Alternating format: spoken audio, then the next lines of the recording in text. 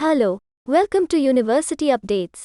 Today I am here with a new update. Osmania University notification regarding extension of date for payment of examination fee of BA, AICTE, CBCS and non-CBCS, main and backlog examinations, February-March 2022 published.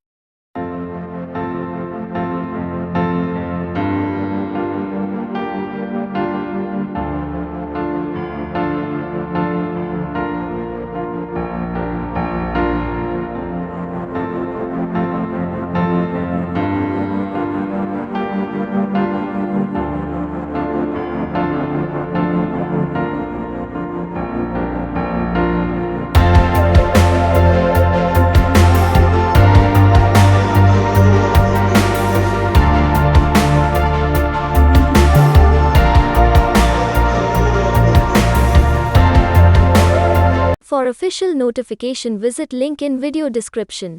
For complete information and further details, visit universityupdates.in. app.universityupdates.in. Make sure to subscribe and turn on notifications so that you can watch more videos like this. Thanks for watching.